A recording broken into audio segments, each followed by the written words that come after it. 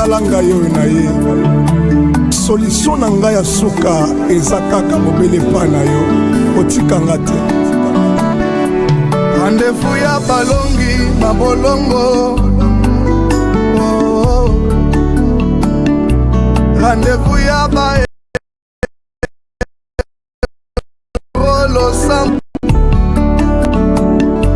rendez-vous ya balongi mabolongo, napusani kolukaka kaka yo lelo nayoki sango ya nzambe na bomoi oyano ya mitu na bana bato oyanga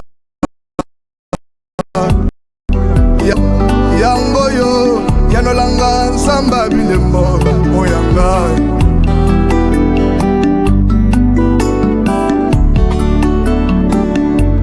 Rendez-vous ya balongi mabolongo, napusani kolukaka kaka Yesu ngai oyo naumeli awa, napusani kolukaka kaka yo yanga libotekanga na mibeko ya molili, napusani kolukaka kaka yo naye nayoki sango ya nzambe na bomoi moyanolaka mitu na bana bato oyanga yango yo yanolanga olelanga nalelaka nzambe na ngai natiki misala kaka kolanda yo nzambe roxie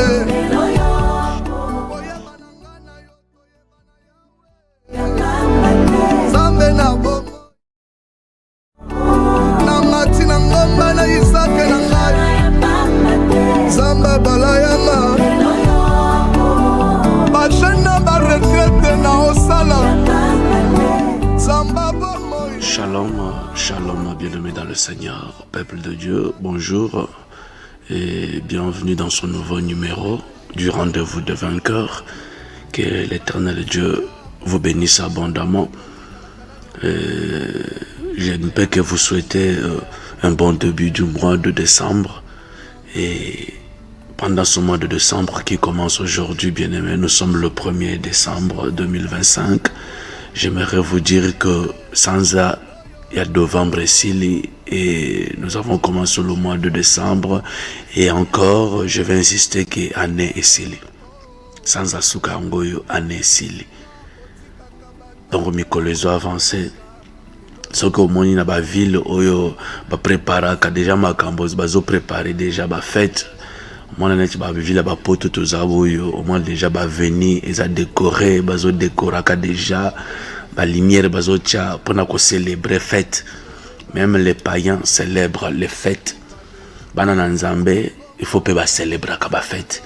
Dieu connaît les jours de fête. Dans vos jours de fête et dans vos nouvelles lunes, vous sonnerez des trompettes. Beaucoup célébrer, beaucoup salabo offrandes et actions de grâce qui vous mettront en souvenir avec Dieu. Bien-aimé, moment oyo, est un moment faut Nzambe apambola bana Nzambe belé, il faut Nzambe apambolo financièrement, matériellement, parce que tu dois célébrer, tu dois dire merci à Dieu, tu dois faire des actions de grâce, tu dois soutenir bato bazanzinga nzinga na yo bazangi faut ça la libéralité autour de vous, faut ça l'action de grâce, tout ça yango ezo talisaki oza ya Nzambe pe ozo célébrer Nzamba bateli biso ane mobimba. Oui, bien aimé, c'est pourquoi Bisope Tozokoba, comme je vous l'avais annoncé la fois dernière, qui est au Kobanda sous thème Mususu, mais cette nuit, quand on a zo sambela, Nzamba zo révélé que il y a moi autobandi, il faut entamer na ba prière makasi contre l'esprit oyo il y a limitation. Donc esprit à échec peut limitation parce que le diable veut limiter, veut humilier les enfants de Dieu avec cet esprit d'échec et de limitation.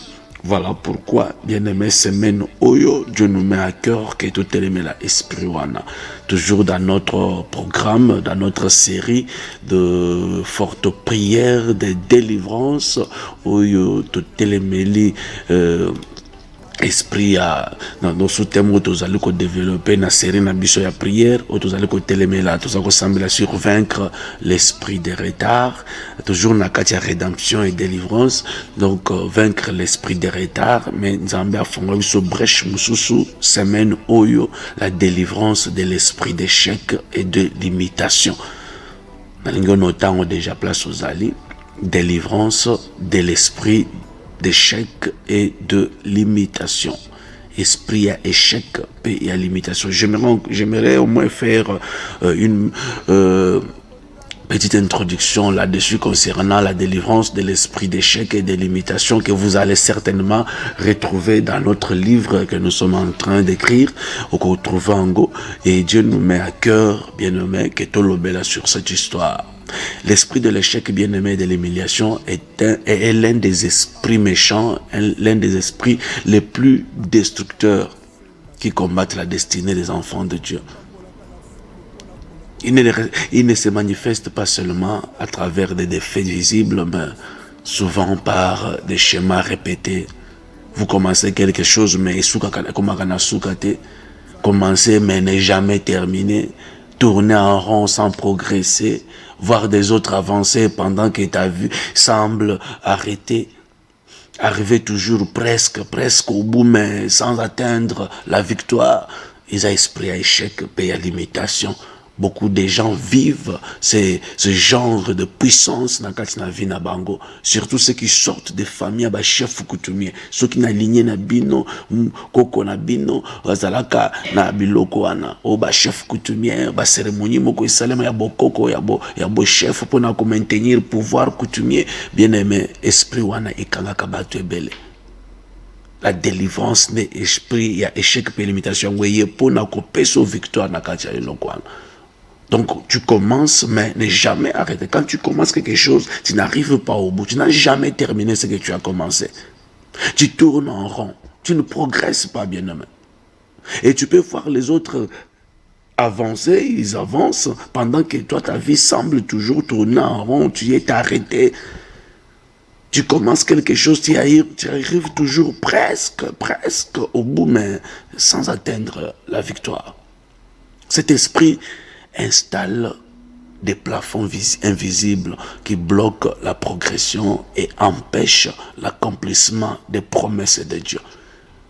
Donc il y a des plafonds, il y a des limites, il y a des barrières invisibles qui bloquent la progression et empêchent l'accomplissement de votre promesse ou des promesses de Dieu.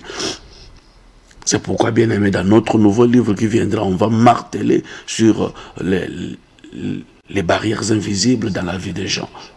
Bien aimé, beaucoup de personnes vivent sous un cycle d'échecs. À chaque tentative, quelque chose échoue.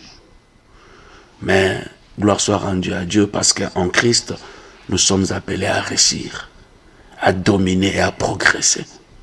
Car le Dieu que nous servons, bien aimé dans le Seigneur, est le Dieu qui brise les limites. Alléluia. Il est le Dieu qui brise les limites.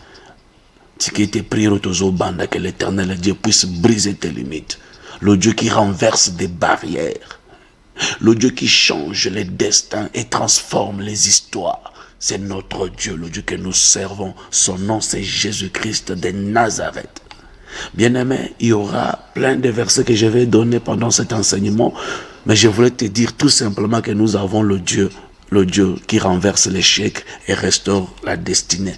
Laisse que le Dieu que je sers, le Dieu de mon Père, le Dieu de voici l'homme, puisse renverser tes échecs, puisse transformer tes échecs et qu'il puisse restaurer ta destinée. Et c'est là au nom de Jésus. Bien-aimé, l'échec n'a jamais le dernier mot lorsque Dieu entre dans l'histoire d'un homme. Échec côté les matés. Même la famille balobé te bino boko voyage akate bino boko kende musikate. Mais quand Dieu entre dans l'histoire de ta vie, échec wa nezolongo, barrière wa nezolongo, limitation wa nezokwe. Bien aimé, la Bible regorge des récits où des vies brisées, bloquées, limitées ou condamnées à l'échec ont été relevées par la puissance de Dieu. Ce n'est pas la capacité humaine qui change une destinée, mais c'est l'intervention divine. C'est Dieu lui-même qui vient pour intervenir. Souvenez-vous de Pierre, bien-aimé, de l'échec à la victoire. Selon Luc chapitre 5, À partir du premier verset, vous pouvez lire à la maison. Bien-aimé, Pierre avait péché toute la nuit sans rien prendre. Mais à la parole de Jésus,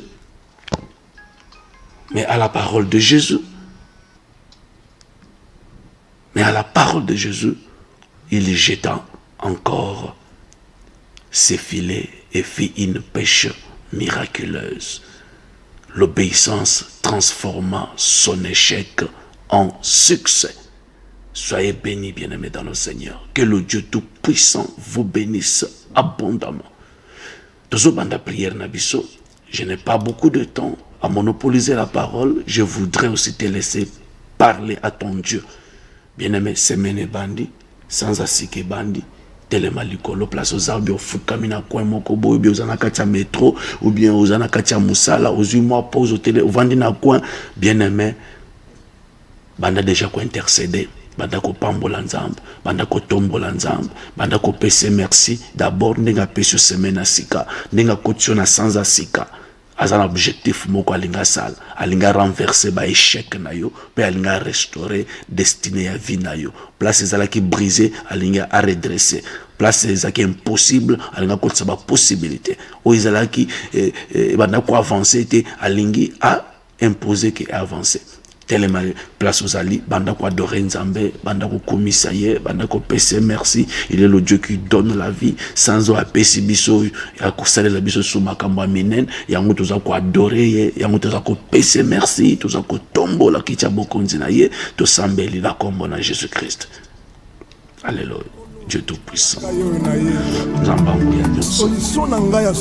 Dieu de toute grâce. Nzamba yo kalusambo. Tekotonda yo roi de gloire. Tekosanzola yo le prince de paix. Mokote aza lokola yo kolona bomo ina seko. Mokote akopambola lokola yo libanga na bileko. Tu es Dieu d'une d'être élevé. Tu es Dieu d'une d'être exalté. Sois béni, éternel Dieu. Sois exalté, le roi de gloire. Sois magnifié, le Seigneur de Seigneurs. Le commun kembo masanzo lezonge pana yo mobateli ya bomo ya bana na bato.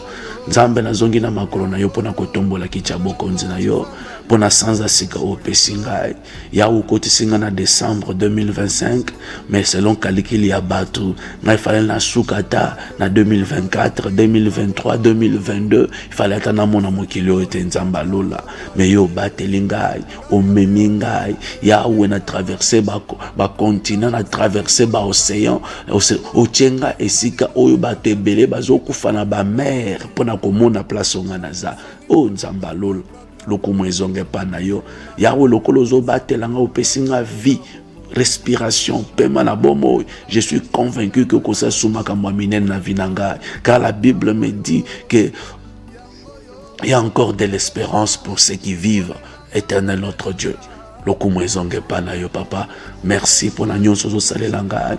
Merci pour la protection likona vina ngai. Merci pour la protéger libota na ngai. Merci pour la protection likona bana na ngai. Merci pour la protection likona mwasi na ngai. Merci pour la protection na likona bande kona ngai. Merci pour la protection likona bana na biso, basa na biso. Merci Seigneur pour la protection likona mama na biso. Merci pour la protection na yo likona nyonso ngana zo sala na sena moi. Merci pour la protection na yo likona bana na obazo pesa biso confiance. Merci pour notre battre lozo battre là-bas onyoso Seigneur notre Dieu bazo tika misala na bango pe ba kotina live pour na kosambela longo na biso nzamba lola. Merci parce que zo battre la bango. Merci parce que pesi pe mana bomo. Merci parce que zo ko ba ko battre là. Merci parce que zo na ba objectif a malonga ya malamu.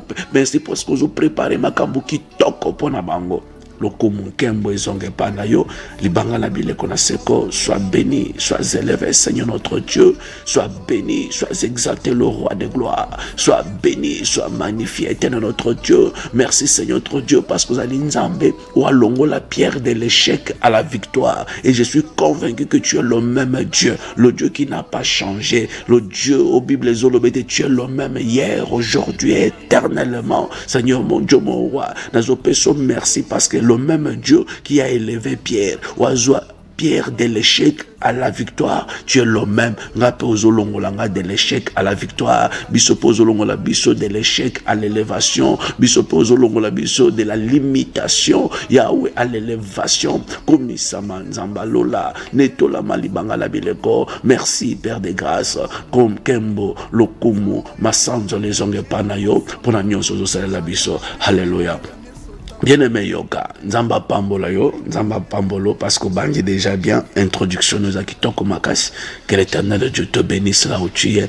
Bien-aimé, j'aimerais que toutes les mises en Zambé, bien-aimé, même Moïse a zolo bananzambe na désert na Égypte avant Babima, ba longo en Égypte ba avancer. Oui, c'était même dans le désert tant azokima Pharaon akutana na nzambe zo pese mission ayebisi nzambe olobina ke bimisa libota na bimisa bana Israël na Égypte. Mais Seigneur, il faut osala devant nous, il faut tambola na biso. Soko tamboli na biso te to ko avancer ata impacté.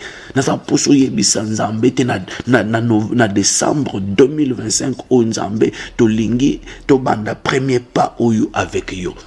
To banda pas ya liboso avec Dieu. Nous stoko sala ezali longo na yo. Yo zwa devant.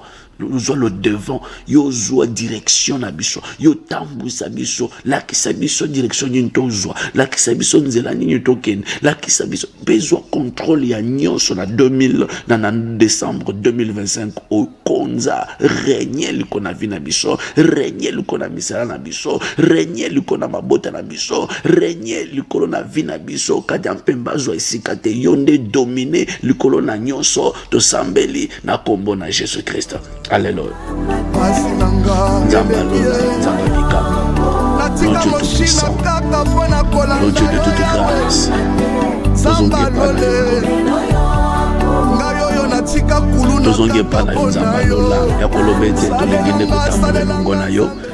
parce que tu es bête et longo na yo tu as plus que vainqueur et longo na yo tu comme na destinée et longo na yo tu retambles avec force. Car bana Israël un jour bazolo bete biso la force vient quand nous marchons des forces zoya parce que bazaki longo na yo tant bazo tambo la force zo bakisam éternel notre Dieu to lingete na mois de décembre o yo peto tambola et longo na yo sans à décembre o yo zo le devant Seigneur notre Dieu sans à décembre o yo kamba biso yo tambu sa biso Seigneur o zo contrôle likona bomo na biso o zo contrôle likona ba vie na biso o zo contrôle likona bota na biso nzamba na nguya parce que biso moko toko kana biso te nzamba lola soit contrôle soit direction ya vie direction ya mabota na biso direction ya ba projet na biso direction ya ba démarche na biso soit direction ya makambo nyonso tozo sala Seigneur notre Dieu Père décembre to bonzeli yango to dédier le mois de décembre to lobi yo soit contrôle ya nyonso yo soit kamba nyonso biso tozana Seigneur comme tes instruments, Seigneur notre Dieu, comme tes enfants. Seigneur, utilise-nous, fais de nous ce que tu veux, Seigneur, ce mois de décembre. Telemanzambalol, Kambabiso éternel Dieu, Kambabiso libangala bileko, Kambabiso Yahweh. Alléluia. Bien-aimé Yoga, l'Esprit de Dieu me convainc pour me dire que non, avant même tout côté en profondeur, il y a qu'un zamba tambousa, tout qu'un tout tambour longo dans zambé, bien-aimé, tout qu'un nan ko bongisa dans zambé. L'autre Dieu, il est un Dieu très saint. À côté tamboula na basumu kité, à côté tamboula na batoyo ba baby saki na novembre te, ba salaki ma makambo moko, oyo e beti saki batuma baku, ba salaki makambo moko, oyo e affaibli saki, a tristaki le Saint-Esprit, batoa na nzambe, à cause de la confiance na bangote nzambe, azo hésité kotambola na bato ndengwana naza na pose place oza ozongana na makolo na nzambe okende ko bongisa na nzambe azoloba revenez à moi et je reviendrai à vous bozongela ngai ngape na kozongela bino bien-aimé notre Dieu afongola ne maboko oyo nyonso ya koluka nzambe oyo nyonso za posa okutana na ye akutana kana ye kobosana te tozolobela pe la rédemption il a déjà payé un prix pour nous tozabana na ye biso nde tobebisaka nzamba bebisaka te biso nde tobebisaka tokomi okima ye tokomi kobatama ye lokola dana Ève non. Bien-aimé, zonga makolo na nzambe. Quel que soit ton péché, quel que soit ce que tu as commis comme iniquité, quel que soit oyo salaki na semaine passée, oyo salaki na week-end, oyo salaki na mois novembre, oyo se reprocher de quelque chose, zonga na makolo na nzambe. Yebise papa, je reviens vers toi. Na zongi na makolo na yo. purifie ngai.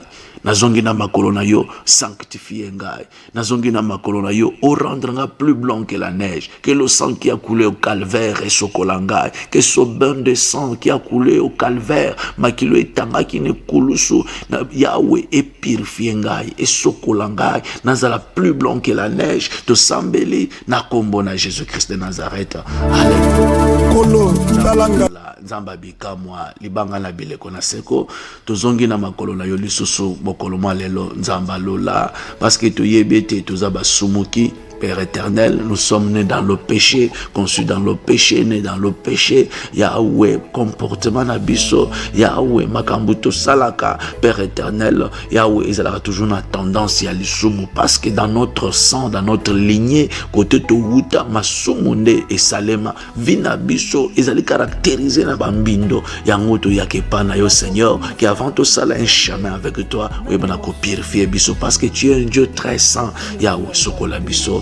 Yahweh purifier biso, Yahweh rendre biso plus blanc que la neige, Yahweh sokolangai, nazala peto liboso na yo, Yahweh purifier ngai, nazala plus blanc que la neige, Yahweh purifier ngai, na sokwama, nazala peto, éternel notre Dieu, sokolangai, purifier ngai, sanctifier ngai, Yahweh nazala paix, nazala pur devant toi Seigneur, limbisa masumu nanga Seigneur notre Dieu, même masumu ya baboti nanga, masumu ya bakoko nangai, o basala ba cérémonie ya bokoko, basala ba cérémonie ya ba chef coutumier, bakata ba soso mitu, basala ba acte moko ba idolâtrie, ba acte moko ya sortilège, ya sorcellerie, ba acte moko ya ba majotali bango boy biloko bazo sala, njokande ezala kindoki, bango croyant que bazo sala pona ko protéger ba génération future, njokande ko teka mobimbe bateka biso nzamba lola, yango to yepana yo Seigneur, tela biso na sena mawana yo kolo, tela biso na sena compassion na yo éternel notre Dieu,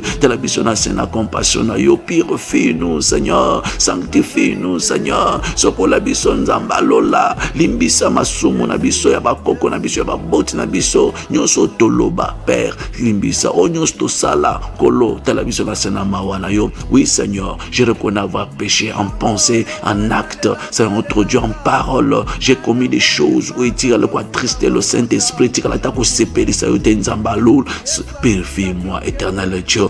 Lave-moi, ô roi de gloire, purifie-moi, Père de grâce, sanctifie-moi, éternel Dieu, lave-moi, ô puissant de Jacob, sokolanga nazala peto liboso na yo papa, purifie nga nazala pur devant ta face, éternel notre Dieu, pour na kota na présence na yo Seigneur, ya onyo na koloba endima mepa na yo nzambe, ya mona sengyo sokolanga, na sengyo sokolanga, na sengyo sokolanga, makila no sokolanga, nandi mama na présence na yo Seigneur notre Dieu, ya oyoloba qui revenez à moi, je reviendrai à vous. Yangona yepa na yo Seigneur notre Dieu. La Bible me dit que celui qui casse ses transgressions ne prospère point. Yahweh, Yahweh, mais celui qui les avoue et les délaisse obtient miséricorde. Yangona ye ko reconnaître bambe banangai, na ye ko avouer masumu nangai. Seigneur, pour obtenir ta miséricorde, pour obtenir ta grâce, sokolangai, purifie ngai, sanctifie ngai, éternel notre Dieu. Alléluia.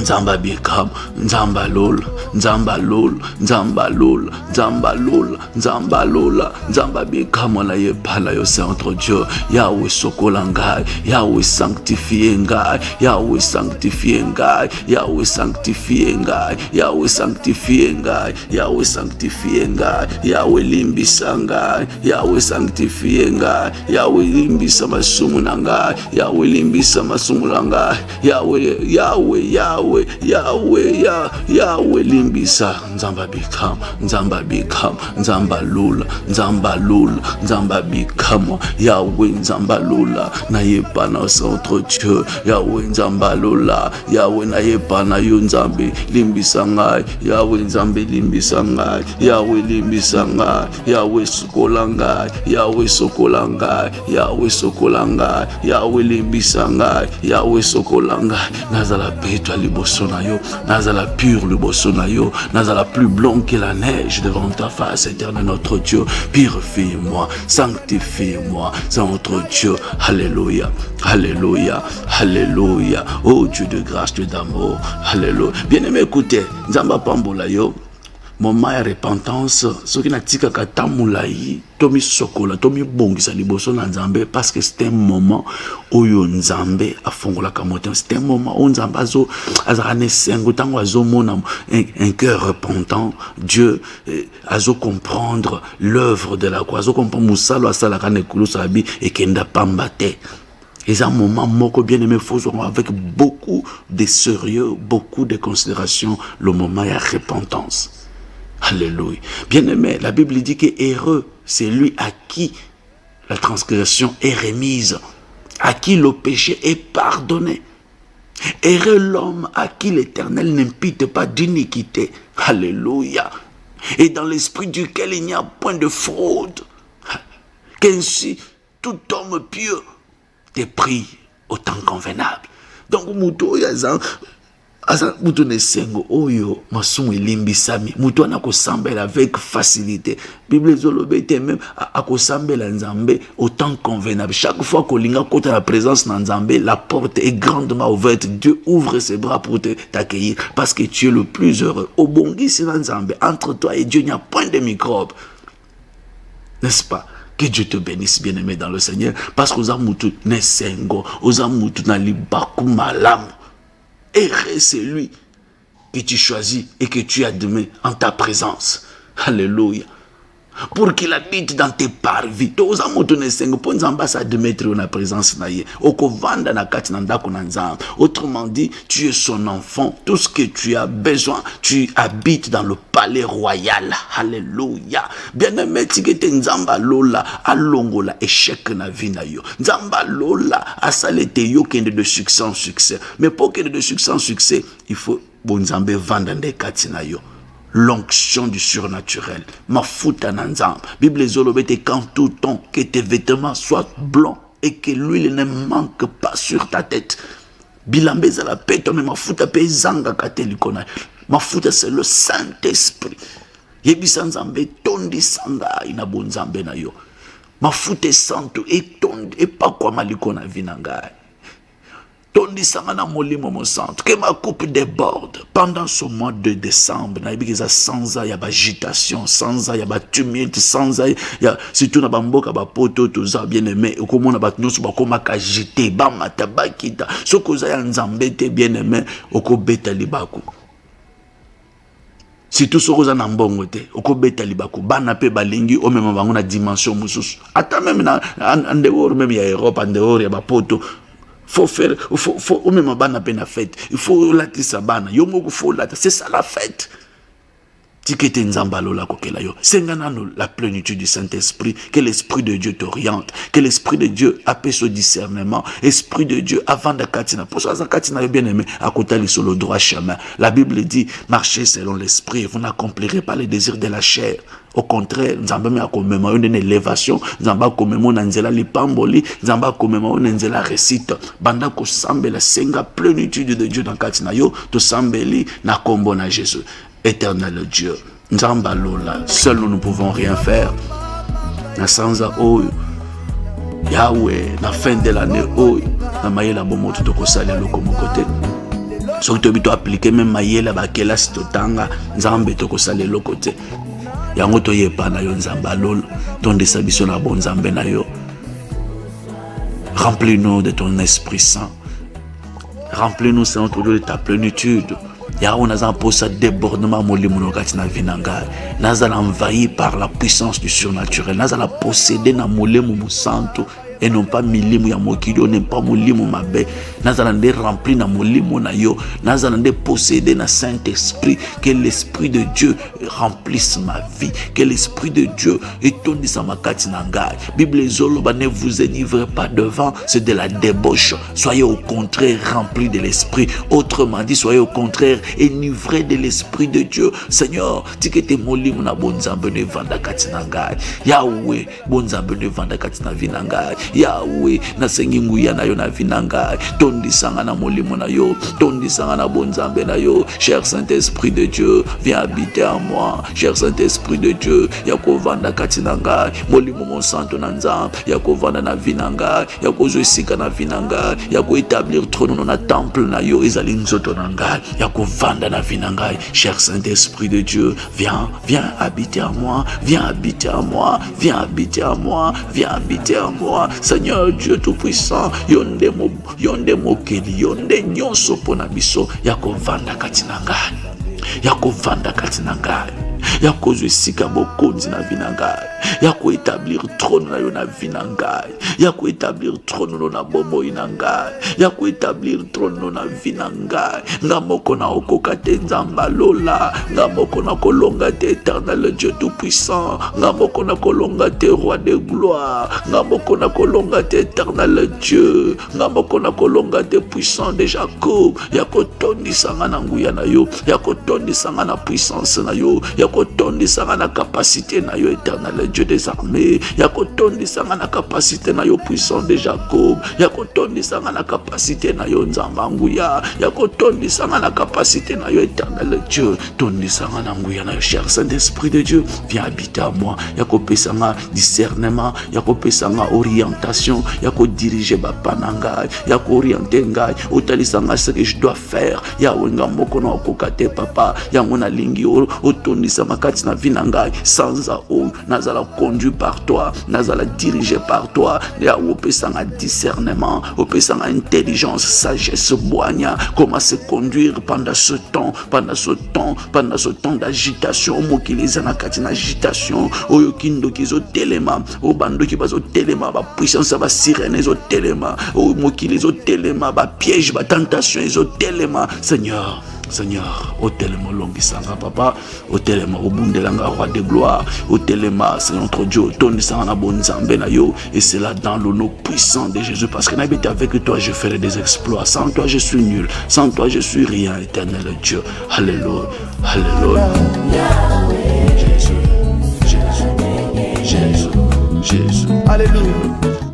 Bien-aimé Yoka, Nzamba Pambola yo, Nzamba Kokela yo. Maintenant là, tu es équipé, tu es rempli, tu es équipé de la puissance de Dieu. Vous a nettoyé, vous a purifié, sanctifié, rempli, bien équipé. Et comme un moment au solo Nzambe, entre toi et ton Dieu, il n'y a rien qui peut empêcher sa main d'agir dans ta vie. Tu es le plus heureux. La Bible dit heureux, c'est lui que tu choisis et que tu admets dans ta présence.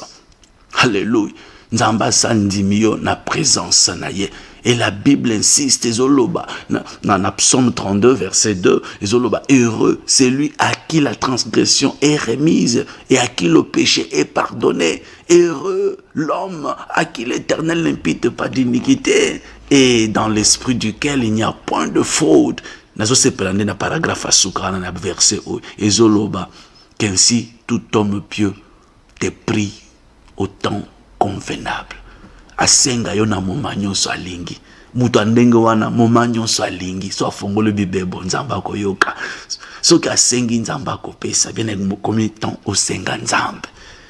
Kobosa na teke sous thème na biso tozolobe la semaine où la délivrance de l'esprit d'échec et de limitation. Dans un poste place au banda prière. Au salaka makambo. Et soukakate. Au bandaka un projet ne se termine jamais. Au bandi likambo. Ils ont ben dans le dossier na yo. Ils ont des renvois en renvoi. Tu tournes en rond sans progression. Voir les autres, tu vois les autres avancer pendant que ta vie semble toujours arrêter, semble toujours tourner en rond. Soit tu arrives toujours presque, comme presque, comme pas fait. Et zongeli la case du départ, au bandeli dossier à zéro. Ok, comme presque, au zongeli. Ok, comme presque, zongeli. Il y a des esprits à échec, paix à limitation. Échec, paix, limitation. Il fallait qu'il défendre le dossier quelque part. Il fallait payer ses visas. Mais comme le dossier ne fait que défendre, parce que défendre, ça sélectionner parmi les gens, les orateurs éminents qui vont faire la défense na conférence. visa pe ebimi. Mais comme kaka na suka pour pas passer visa pour tomber dans la limite ou dans le calendrier, dans l'agenda, dans la date où ils ont fixé. Besoin qu'on paye ces visa. Il s'est bimé mais besoin qu'on paye presque côté à suka. Moyen peut organiser voyage à sauter. Ils avaient esprit limitation. Ils ont échec pe limitation. Le diable veut toujours te limiter pour commater. Pour ceux qui ont le coup, ils ont pas d'enzam. Pour ceux qui ont salango nzamba qu'ils ont le coup, que faire? Il faut pas ça que ça la presque comme on comme bou ba bloquer. En réalité, c'est ils ont échec déjà. Esprit échec. J'aimerais que nous puissions prier, bien-aimés dans le Seigneur. Où tu te retrouves dans des choses pareilles, il y a un Dieu qui transforme les échecs en réussite. Aux autres tourner dans un cycle à échec, j'aimerais que nous puissions prier. Moi et toi, nous allons prier le roi de gloire. Nous allons lui dire, Seigneur, l'ongola échec, l'ongola limitation na libota nangai, l'ongola limitation pe échec na famille nangai, l'ongola limitation pe échec na nzela bana nangai. Yahweh, l'ongola biloko to vivre en gote. O izomu leka déjà o ezalamba la suka to mona ngo lususuté sans auto bandi échec et mon apporte ndako nangate limitation et mon nzela ndako nangate et mon apporte ya bana nangate et mon nzela ya bana nangate et mon nzela ya vie nangate to sambeli na kombo na Jésus. Alléluia. Nzamba lola nzamba bikamo nzambe nanguya. Le Dieu qui écoute la prière, Toye Panayo, le prince de paix, Toye Panayo, le roi de gloire, Toye Panayo, le seigneur de seigneur, Nzambe Mokina lo sambo Isayo Seigneur, Yahweh na poussanye na makolo na yo, pona kolobete Seigneur, en dehors de toi, nous n'avons point d'autre Dieu. Libanda na yo Nzambe muswaza la kate papa nangai. Libanda na yo muswaza to ako remplacer échec en réussite. Toi Seigneur, parce que toi-même tu as dit, venez en moi, vous tous qui êtes fatigués, chargés, je vous donnerai du repos. Seigneur, nous sommes fatigués, na échec, na esprit à échec, nous sommes fatigués de cet esprit, l'esprit d'échec et de limitation, nous sommes fatigués de tourner en rond, Seigneur, nous sommes fatigués de commencer quelque chose qui ne se termine jamais, nous sommes fatigués, Seigneur notre Dieu, d'avancer, de ne pas avancer pendant que les autres avancent, Seigneur notre Dieu, nous sommes fatigués de voir notre vie arrêtée pendant que progresser. Seigneur, nous sommes fatigués d'arriver presque au but. Mais Seigneur notre Dieu, sans atteindre la victoire, Éternel notre Dieu, Nzamba Bikam, Nzamba Lola, Nzambe Mokeli, Nzamba Lola, Nayeli Bosona yo Seigneur mon Dieu moa, Nazana Mosusute Papa Langa, Yonde Nzamba Bikam, Yonde Mokina Losam, Yonde Mopambo la via bato, Yonde Motombo la via bato, Yonde Mokangoli Seigneur notre Dieu. La Bible me dit que la délivrance appartient à l'Éternel. Yahweh, Yonde Mokangoli, Yamna Makolona yo Seigneur mon Dieu moa. Tu es dans le Seigneur, quand la biso na puissance ou nzambe ya échec, quand la biso na puissance ou ya limitation, quand la biso na puissance ou ya échec, quand la biso na puissance ou ya limitation, éternel notre Dieu, limitation na ba domaine nyonso ya vie, quand la biso Seigneur, tu vivre le boko na yo, na vie na biso, na vie bana na biso, puissance à échec, quand la biso nzambe, tu vas la délivrer, complètement, tu vas la délivrer, Seigneur, tu vas la délivrer, roi de gloire, tu vas la délivrer, puissant de Jacob, tu vas la délivrer, Père très saint, tu vas la délivrer, éternel Dieu. Quand on la biso, Père de grâce, délivre-nous, Seigneur, délivre-nous, Père de grâce, délivre-nous, roi de gloire, délivre-nous, puissant de Jacob. Quand on la biso, mokeli na lola, nous avons pour ça qu'on bika le boko na yo, nous avons pour ça qu'on bika délivrance na yo, na misala nanga, na vie nanga, na bandeko nanga, na libota nanga, Seigneur mon Dieu, mon roi, to bika bonzambe na yo, ya olongo l'esprit à échec, olongo l'esprit à limitation, o nyonso mongu naza ko imposer biso, limitation, échec, et puis ça ka sonye, et puis pesaka humiliation. Seigneur, kangola biso, Seigneur, kangola biso, éternel notre Dieu, kangola biso, roi de gloire, kangola biso, Seigneur, délivre-nous, Père de grâce, de cet esprit, de cette puissance maléfique. Vous allez peser l'icône biso dans le nom de Jésus. Alléluia. Bien-aimé, écoutez, puissance et échec, la plupart des gens de Nauta Koloba, c'est lié à ton origine, lié à ton sang. Wakilobota manango, famille na yo, origine na yo, bakoko basala ba cérémonie ba chef coutumier. Si tu n'as pas descendant, il y a pas pouvoir coutumier. Biloko esprit ya échec pe limitation et commander bilei na bango. Ya mwende caractérisaka vie na bango, ezala basi ezala mibali. Ata basi okomona vie na bango kakekendaka kobana dossier en mariage. Omona kake eloko moko ekobima kati na ye o ko empêcher même libala en Salem.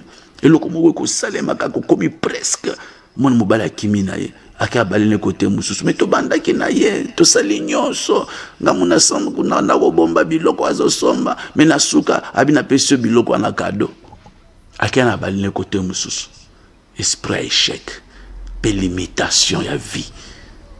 Esprit échec, pe limitation, c'est lié à notre sang. Je voudrais que là où tu es bien-aimé dans le Seigneur, yebisanzambe akangola yo, akangola makila na yo, makila famille, makila soni, makila botutu, makila échec, pe limitation, ils ont circulé dans la veine na yo, que l'Éternel Dieu puisse transformer ton sang, puisse changer ton sang.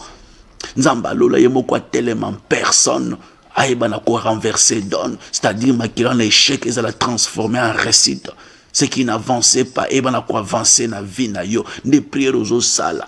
Ozo senga le Dieu de miséricorde, yebise Seigneur na yepa na yo, le Dieu de miséricorde et de restauration. Je viens devant toi avec mes blessures, avec mes échecs, avec mes déceptions. Au vivaba déception ndenge na ndenge yakaliboso nanza. Yebise Seigneur, transforme mes larmes en joie, transforme mes défaites en victoire éclatante. To sambeli na kombo na Jésus. Alléluia. Oh Dieu tout-puissant.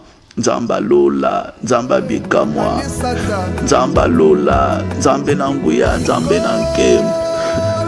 Yesu, nazana mosusu te papa bobele yo. Il n'y a que toi qui peux dire un mot et la chose arrive, Seigneur.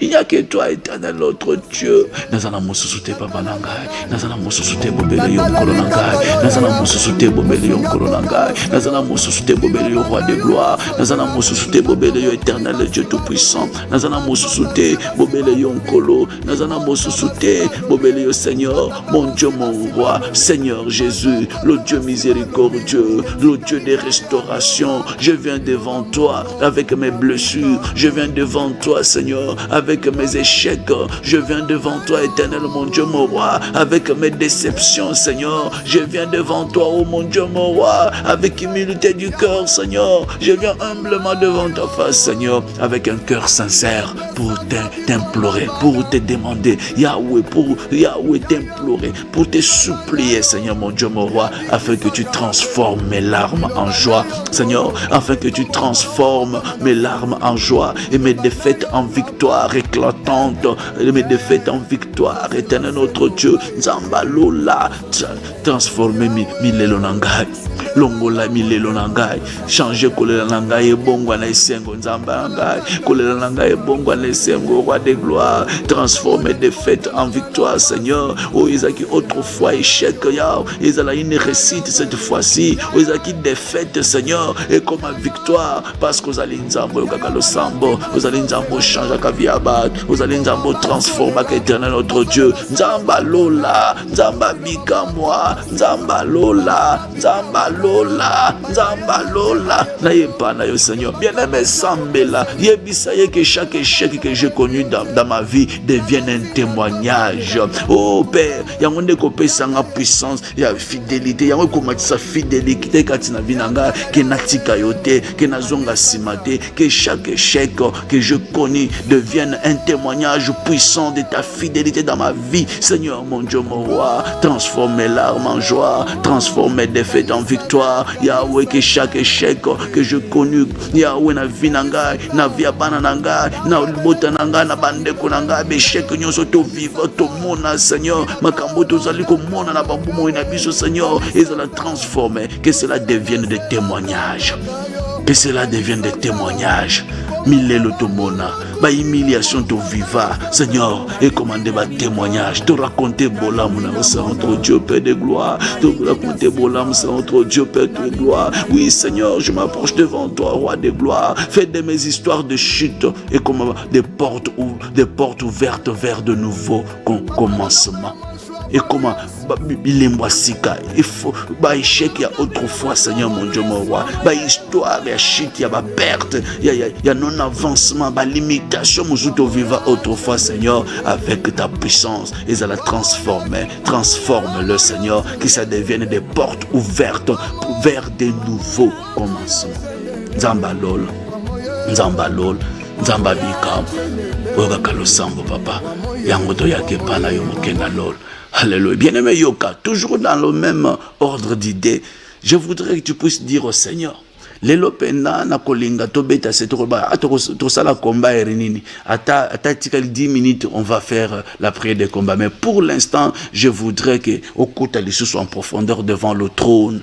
Tu es devant le trône de la grâce, bien-aimé, tu dois profiter et l'homme que l'Éternel a créé dans sa présence. Bien-aimé, tu dois profiter de cette présence. Tu dois profiter de cette onction. Tu dois profiter d'un moment où nous avons fongolé le motema, nous avons fongolé le porte-côte. Tu dois profiter de ce moment pour yebisa papa na makambo za koleke la yo. Yebisa nzambe Seigneur, rachète le temps perdu. Le temps où on a blikisa. Quand on a perdu dans la vie, baretaronga na kota na vie, baretaronga na viva na vie, Seigneur, rachète ce temps perdu et restaure ce que l'ennemi a volé dans ma vie. Restaure ce que le diable a étouffé dans ma vie et fais-moi resplendir ta gloire au travers de ma vie. Je ne sais pas si tu as compris cette requête, cette intention de prière. Yebisa nzamba lola ayeba na ko racheter ba temps perdu na yo. Ozo vivre na retard, ozo mona loko oza na retard, ozo tourner en rond, makambo banda ko sale simbate des années bane zoleka mukanda te bane zoleka depo banda dossier mariage koma kana sukate bane zoleka yo kaka ba avortement stérilité avortement soki na kika ba ibisinga ezaki mwana te za ba mion ozo tourner kaka nesika moko vie zo avancer te, tu sembles tourner en rond, bien-aimé dans le Seigneur, tu sembles être en retard. Dis à ton père, il est ton père, dis-le, Yebisaye, Seigneur, mon père, rachète le temps perdu de ma vie. Le temps que je perdis dans ma vie, Yebanako restaurer, Seigneur, ce que l'ennemi avait volé, ce que l'ennemi a étouffé, ce que l'ennemi a volé dans ma famille, ce que l'ennemi a étouffé dans ma vie, Seigneur, ou restaurer encore, afin que makambo yoko sala et commandé bilembo yankembo na yo, vinangai et kumisa yo, vinangai et tato la yo, vina ya libota nangai et comme témoignage ya bonzambe na yo na sena moi a to sambele na kombo na Jésus Christ. Alléluia. Nzamba lola, nzamba bikamo, nzambe nango. Toye pana yo le roi de gloire, le Dieu de toute grâce, nzambe mo kina lo sambo. Père, oui, to lekina makambo ndenge na ndenge, des échecs. De traverser ma échec éternel mon Dieu mon roi na ma vie na biso na mabota na biso de traverser ma réalité Seigneur mais le kola lozana yo ya espoir ezake Seigneur victoire ezokota. Oui, voilà pourquoi nous venons vers toi Seigneur, que tu puisses racheter le temps perdu. Ya où to vivre ba perte, to vivre perte ya temps, perte ya opportunité, ba perte ya makambo ebele na vie na biso. Au Seigneur mon Dieu mon roi, restaure ce que l'ennemi avait volé. Monguna aiba biso bolenge, monguna aiba biso bozui, aiba biso yeba avenir, aiba biso ma bénédiction pesa biso nzambe yeba na ko restaurer yango. Restaure, Seigneur, ce que l'ennemi a volé. Restaure ma vie, restaure mon mariage, restaure, Seigneur, entre Dieu, l'harmonie conjugale. Restaure, Seigneur, entre Dieu, Yahweh, étudier à Banananga. Restaure le temps perdu, Seigneur. Racheter le temps perdu, puis restaurer Vinanga, restaurer Monguna Botolanga, faire Nanga, commerce Nanga. Seigneur, oui, maintenant qu'on restaurer, j'ai besoin, Seigneur, notre Dieu, que Yahweh, au salete, Yahweh, Kembo Nayo. Étalissam à travers Vinangai. Fais resplendir, Seigneur, ta gloire au travers de ma vie, au travers de ma famille. Fais resplendir ta gloire, éternel notre Dieu, au travers, Seigneur notre Dieu, la vie de ma famille, au travers la guérison de mes enfants, au travers, Seigneur notre Dieu, Yahweh,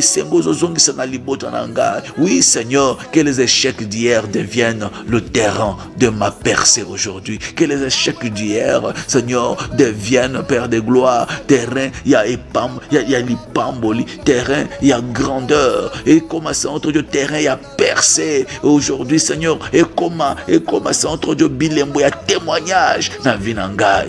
Alléluia, Nzamba Lola, Nzamba Bikamo, Nzambe, Tanda Loboko no papa, Mimonisa entre Dieu, Mimonisa Seigneur entre Dieu, Mimonisa Libanga la Bileko, Alléluia, Nzamba Lola, Nzamba Bikamo, Yahweh transformé, Yahweh Meshek wane comme ba récita, Yahweh Makamba Makashone comme pète, Yahweh au restauré Vinanga, Yahweh n'a rattrapé ma temps perdu, et c'est là dans le nom de Jésus. Alléluia. Zamba Pambolo, bien-aimé dans le Seigneur. Nous allons profiter de mon temps etikali pour combattre paix. Naïbisaki, ok, non, on va beaucoup intercéder. Semaine où, les 2 premières semaines, nous allons beaucoup intercéder pour que Makambo changer. Esprit à échec et longwa. Esprit à échec et limitation à vie nayo et longwa. Limitation financière, limitation à mariage, imposer bino via kolela biloko na tout fonzambe alongo lango mope pasika essouffler na vie na yo. Telema likolo sika. Ça pose tout ça la prière à combat, prière d'autorité, que tout cycle d'échec, de perte, de sabotage, de limitation, ils allaient briser par le feu de Dieu, ils allaient consumer par le feu de Dieu. Oso vivre répétition, il y a vie, une vie répétitive. Donc au bandaka likambo koma kana suka te zonga na case du départ. Bo banda dossier à mariage et tourna kaka si tout temps bandika ko somba biloko alibala de bitumbe bakisami tout bloc. Tout cycle d'échec est renversé par la puissance du surnaturel. Que le feu de Dieu descende maintenant dans ta vie. Que le feu de Dieu pénètre votre famille. Tout cycle d'échec, tout cycle de perte, tout cycle de sabotage, de limitation, que ça soit consumé, brisé par le feu au nom puissant de Jésus. Tombola mongongo, to sambeli na kombo na Jésus. Le feu de Dieu, moto ekita, moto na nzambe ekita na vinanga, moto na nzambe ekita na libota na ngai. Que le feu de Dieu pénètre mon corps, pénètre ma famille, pénètre ma vie dans le nom de Jésus. Que le feu de Dieu pénètre la vie de mes enfants, que le feu de Dieu pénètre la vie de ma famille, et c'est là au nom puissant de Jésus. Moto ekita, moto tumba, moto nanzambe, moto nazokitisa moto, nazokitisa moto na libota nanga, nazokitisa moto na foyer nanga. Moto ekita, cycle nyonso ya échec yamba moto. Échec répétitif na vinanga, échec répétitif na libota nanga, et yamba moto, puissance nyonso ba renvoi ya ba rendez-vous, renvoi, et yamba moto, ce que les diables a derrière cette histoire, et les canaux jugement ya moto na nzambe, dans le nom puissant de Jésus-Christ, que le feu,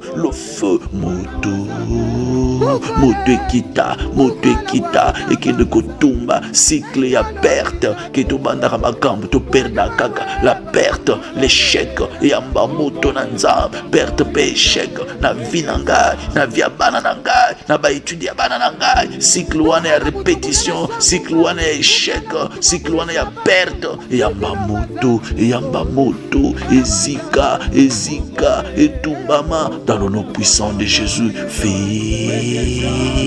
Moto ekita, moto tumba, cycle nyonso ya sabotage, au diable la profita pour na saboter libota na ngai, pour saboter via bana na ngai, pour saboter bana na biso ya mibali. Moto na nzambe kita ekende kotumba cycle na sabotage et yamba moto ezika dans le nom puissant de Jésus. Fais dans le nom puissant de Jésus. Cycle ya limitation d'âge, limitation financière, limitation na ba faire, limitation na ba faire et yamba moto ezika etumbama na kombo na Jésus. Fais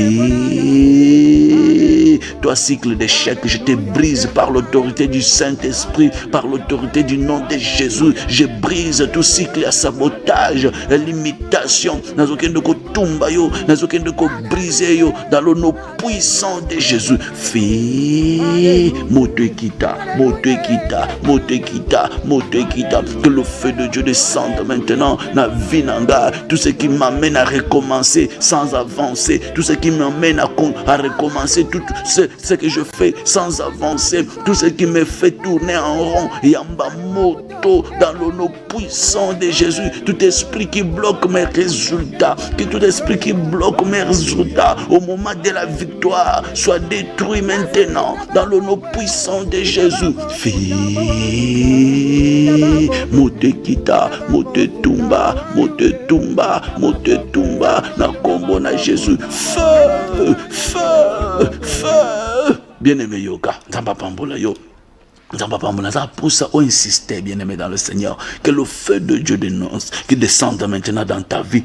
Toute œuvre de l'ennemi, on va programme pour ruiner tes efforts.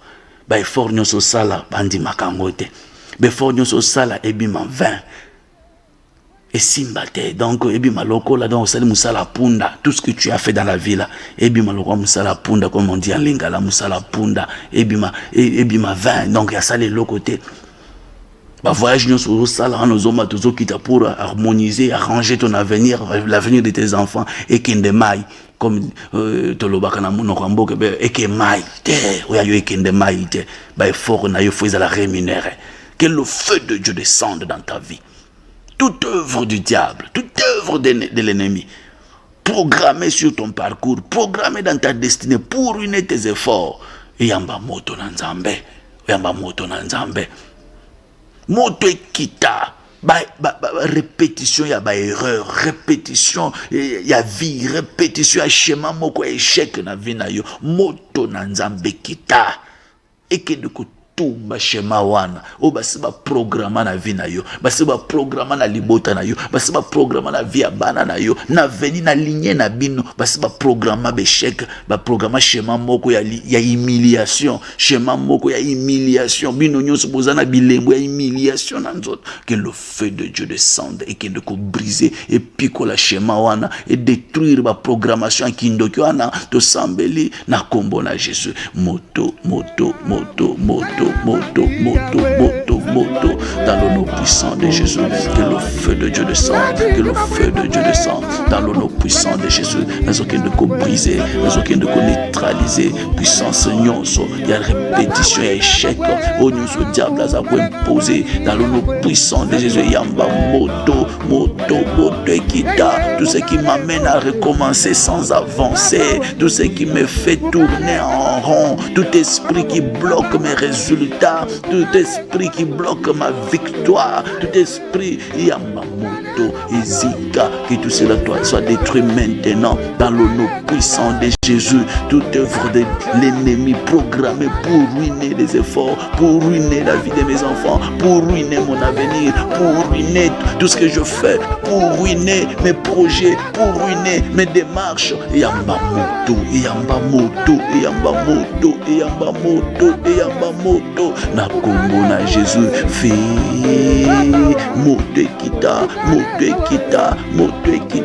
moto tumba dans le nom puissant de Jésus. Le feu,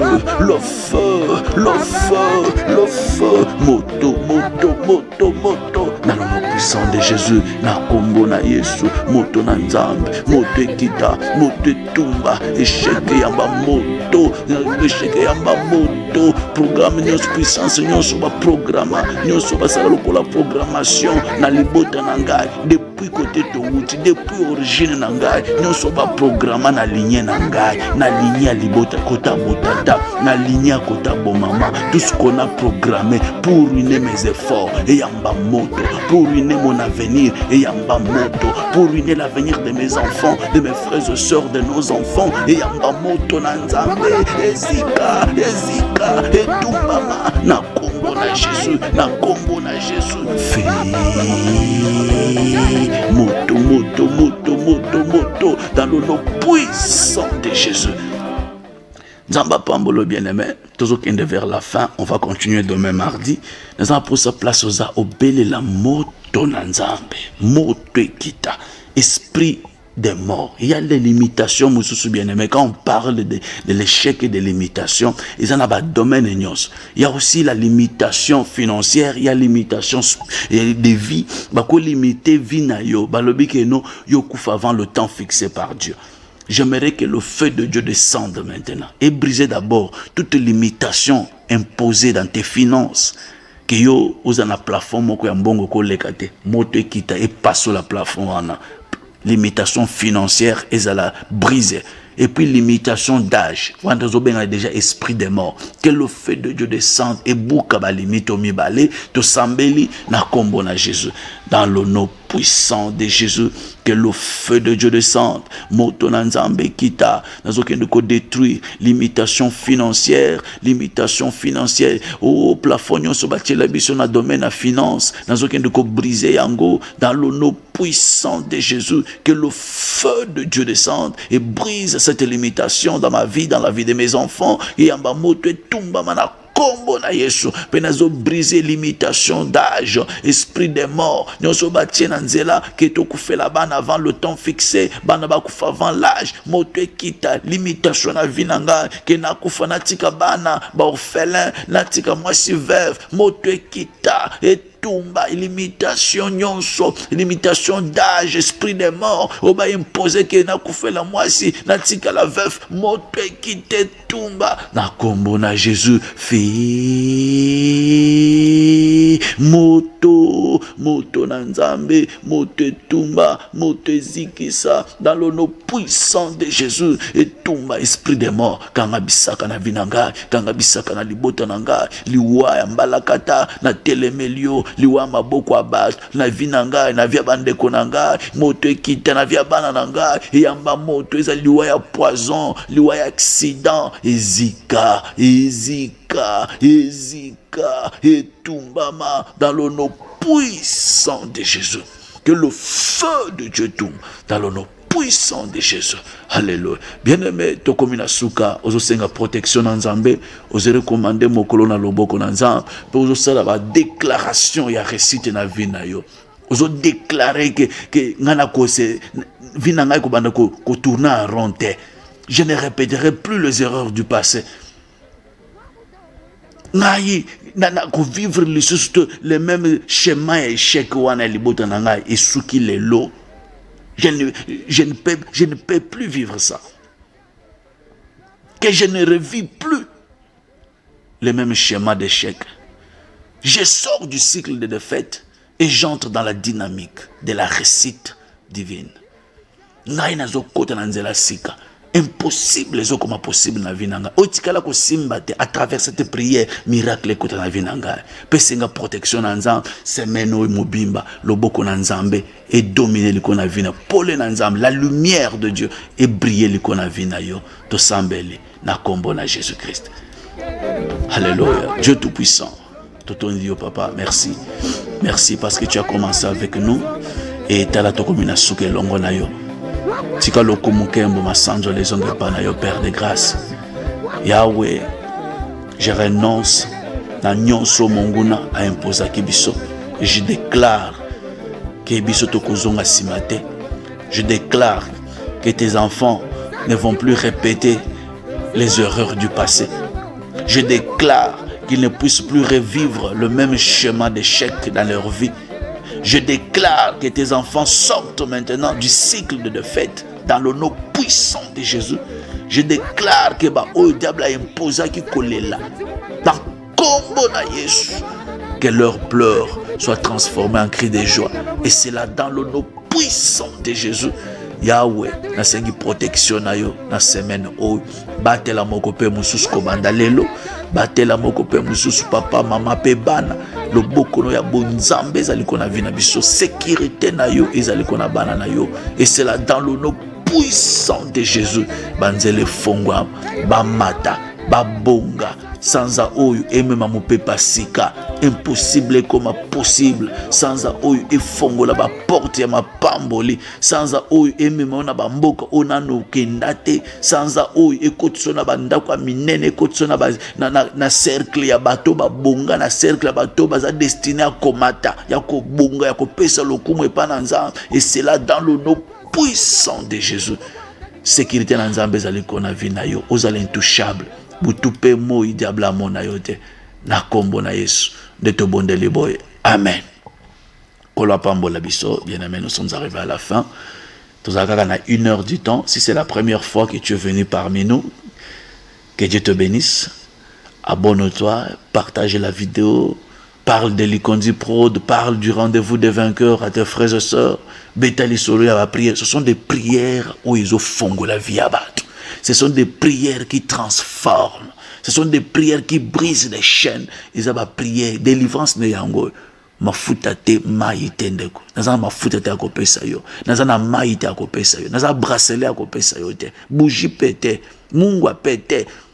Kaka ba prière ba intention kana zo pesa oyo. Otoso sambeli na biso. Okomona makambo asika. Okomona mopepe. Okomona lumière asika na vie na yo. Nous sommes arrivés à la fin. Que Dieu vous bénisse. Si c'est la première fois, je disais, voilà, nous avons fait ce programme Nabiso Yangoana, Tosambelaka lundi, mardi, jeudi et samedi, de 12h à 13h. Bien aimé, au coach en ligne, au Sambeli. Abonne-toi, active la cloche de notification. Chaque fois que nous serons en ligne, nous serons en live, au coach de notification, au coach Sambela. Pour Nabiso. Ata uzana musala, casque kaka na litoi, courage kaka casque na matoi. Ozoyoka, ozoloba, na samotem, ozosambela, ozana volant, casque na litoi, ozosambela, pelo boko na nzambe, ekotaliza. Kokanga miso te soza na volant, s'il te plaît, oya osala accident, miso kofongo ma main, oza na état de prière. Nzamba pambola yo, oza na pause, obendani na coin, obandi koloba maloba, ozosambela. C'est ça, vina biso bana na nzambe. C'est ça, oyo kotsa biso na oyo tozoluka. Nzamba pambola biso. C'était votre frère Jean-Pierre Likondi, et on se retrouve demain mardi à la même heure et sur la même chaîne. Soki nkolo azongite tokutani lobby sur la même chaîne et à la même heure. Nzamba Vasilom, Nzamba Babuki Bikeko, Nzamba CSVH apambola bino tokutani prochainement. Ciao. Kolo talanga yo na ye. Solution na ngai ya suka eza kaka mobele pa na yo otikanga te. Rendez-vous ya balongi mabolongo, rendez-vous ya baero losambo, rendez-vous ya balongi mabolongo, napusani kolukaka kaka yo. Lelo na yo kisango ya nzambe na bomoi, oyano ya mitu na bana bato oyanga yango yo yanolanga nzamba bilembo oyanga.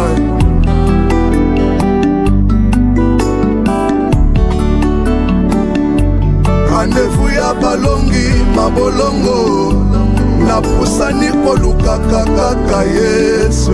Ngai oyo na umeli awa, napusani kolukaka kaka yo. Yanga libotekanga na mibeko ya molili, napusani kolukaka kaka yo. Naye na yo kisango ya nzambe na bomoi, moyanolaka mitu na bana bato oyanga yango yo yanolanga olelanga na lelaka zambe na ngai natiki misala kaka kolanda yo zanga roxie oyeba na nga na yo to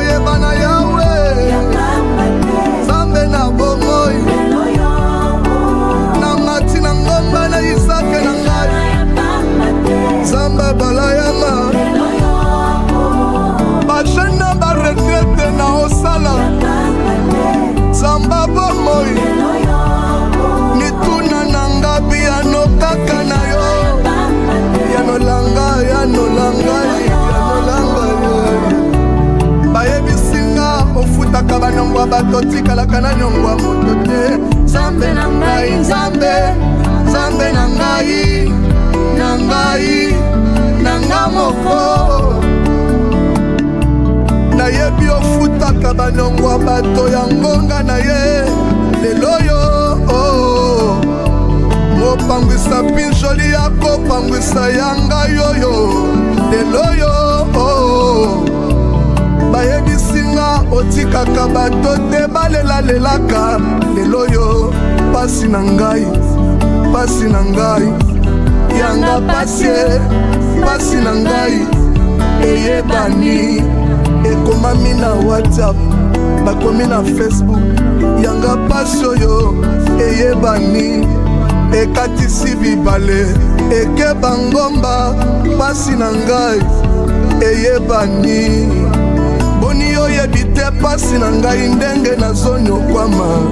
Nzambe yo na bomoi, Nzambo ya makoki akoyeba posa moto ata na pinjoli na ye ya miso ntango alelaka. Boni oyebi te pasi ya motema nalobela nani ngai oyo. Makambo etondi nga na motema, makambo etondi nga na motema. Eluki nsela ebima emoni te, efofile na mai ya miso na ngai. Yango nde mai na miso na ngai ezoexplike. Ebele ya makambo etondi nga na motema na ngai. Nalangwe masanga te ngai oyo, nalangwe masanga te nga ana. Motema na ngai eza na posa mwana Samuele. Esko ozomona Yawe? Esko ozoyeba yanga pasi? Esko ozomona bolingo ya motema? Esko ozoyeba likambo na ngai?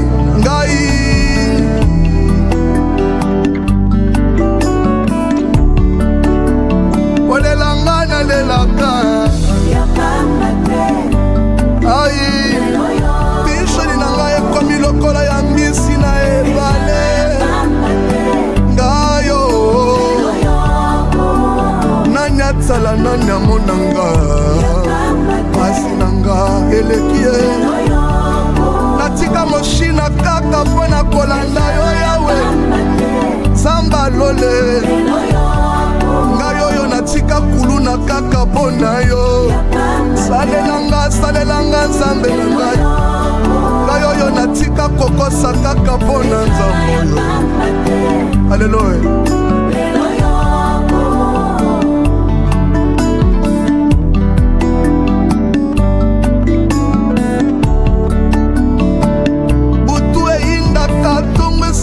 Se na kotana me oyanga mpona nini ngai te na umeli awa. Sambolelanga loboko nasimba namona natatola yo engomoi.